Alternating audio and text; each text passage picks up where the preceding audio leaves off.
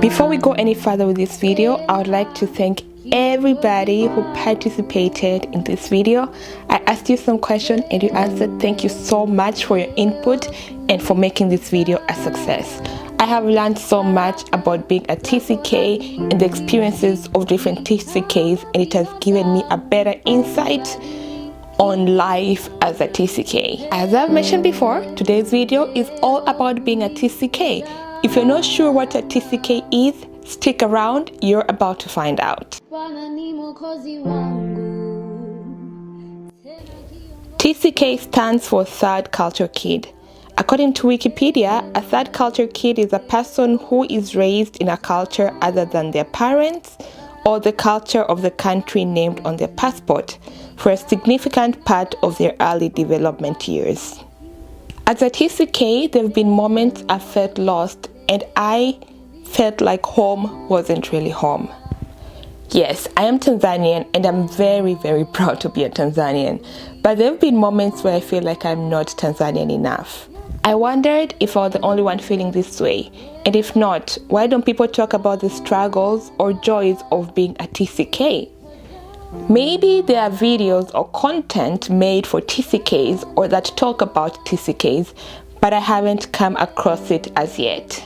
So here I am, finally talking about it. I asked a few friends who are TCKs about being a TCK, and here are the responses that I got.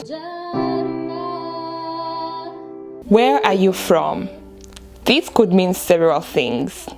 It could mean, where do I live? What is my hometown? Where are my parents from? Where do I consider home? Or it could mean, where was I born? So there are different ways to answer this question, and when you ask a TCK where are you from, it will be preferable to go further and be like, where do you live, or what's your nationality, or where were you born? That will be easier for them to answer. Where is your accent from? TCKs tend to have an accent that is a mixture of accents of the places they've been to. So their accent don't necessarily fit into a given country or a given stereotype. No, but where are you really from? Sometimes when a TCK says like, I'm from a particular country, people will not believe them, especially people from that country. For instance, when I say I am a Tanzanian, when I'm in Tanzania, I meet Tanzanians and I tell them I am a Tanzanian. They'll be like, no, you're not a Tanzanian. You're not a Tanzanian. Where are you really from? Are you sure you're not Kenyan? Because my Swahili has a Kenyan accent to it, and I picked that up because I lived in Kenya for a lot of my developmental years. Aren't you glad you left? This happens a lot when you move from Africa to a Western country.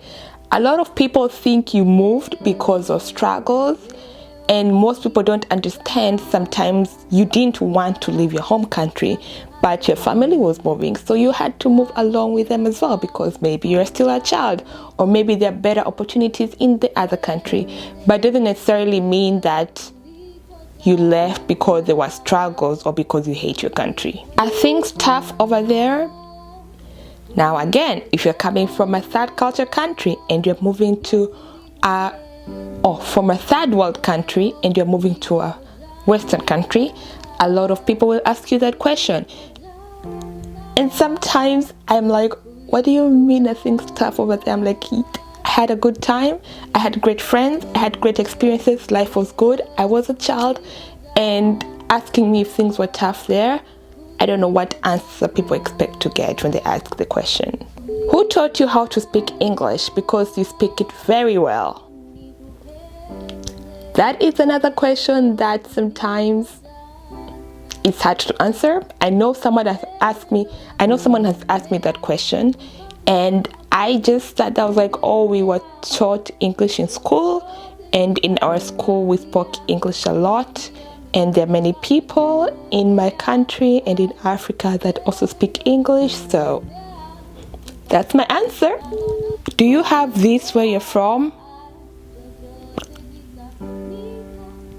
Now this question could be asked, I mean you can look at this question two ways. There's a way of asking like, do you have this food where you're from? Like, it's that and that. But a lot of times people ask you in a negative connotation, like, do you have phones where you're from? Do you have computers where you're from? So they will ask it in a way to demean you. So that's where the problem comes from. Do you know so and so? They're also from Africa. This is a bit funny. I mean, people don't ask it in an ill-mannered way, but the notion that all Africans know each other, I feel that's just a little bit extreme and a little bit crazy. So try not to assume that all Africans know each other.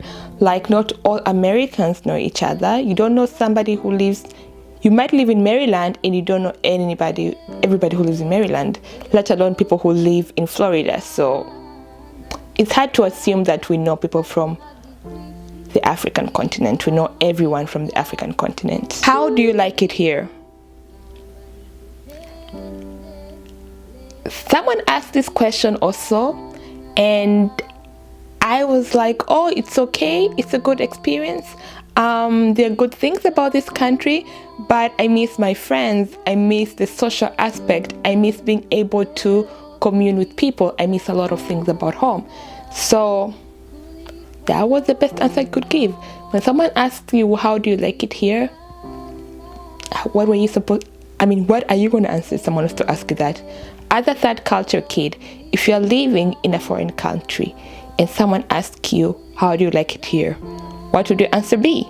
How do you like country X compared to country Y? So that's the same question as the question before, but when you're comparing my country to the country I'm living in and asking me how do I like it, it's hard to choose. It's really hard to choose because you have experiences from both countries, and sometimes you can't even compare the two countries. So when you're trying to tell me to compare something that is incomparable, it's a hard answer to give. Adapting to the new environment. When you're moving from one country to another and the weather are extremes, or they have different social aspects or traditions in the different countries, it is hard to adapt. It's really hard to adapt to new environments. Making new friends, especially if you're antisocial or if you're not very social, trying to make new friends is really, really hard. And when you're moving from one country to another each time, it's hard to make new friends. Longing for a sense of belonging to a certain group or a desire for a strong identity. I believe TCKs struggle a lot with their identity, and I think it's something that should be addressed. If you're a parent to a TCK, I really, really encourage you to help them find their identity and for them to have a strong way to identify themselves as a particular person. So, for instance, my parents did a great job in helping us to speak Swahili, and then we also used to go for vacation to Tanzania every time. So although we didn't live in Tanzania, we visited it so many times during the year, and we learned so much about our culture. The language that was spoken in our home was Swahili, which was the national language of Tanzania, as well as my parents spoke in my mother tongue. So we had, our surrounding gave us a strong identity of Tanzania, and we finally were able to identify that. And then and also my parents helped us to view Tanzania in a positive light, instead of saying, oh, Tanzania is like this or like that, or they are not as developed as they should be.